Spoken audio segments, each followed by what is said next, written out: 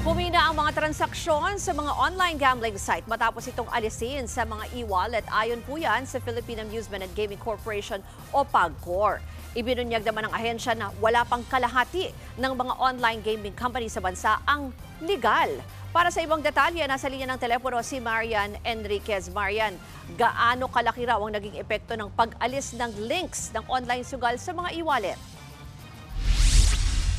Yes, Ruth, 50% ang ibinagsak ng online gambling transactions ng ikalasang mga ito sa e-wallet.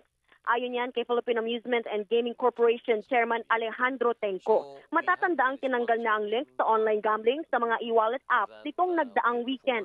Sa pagharap ni Tenco sa budget hearing sa Kamara, sinabi niyang 40% lang ng mga online company sa bansa ang legal o yung may lisensya. Wala pa raw 70 kumpanya yan lahat-lahat.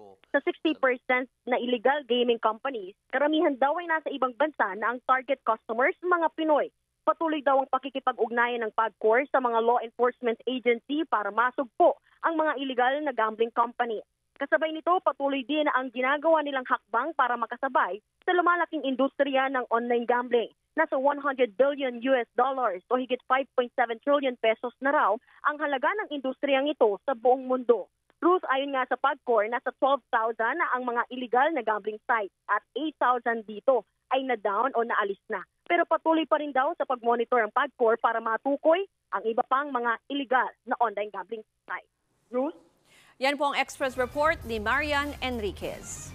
Mga kapatid, Ruth Cabalco, para sa mabilis na pasada ng mga balitang dapat niyong malaman, mag-follow at mag-subscribe sa social media pages ng News 5.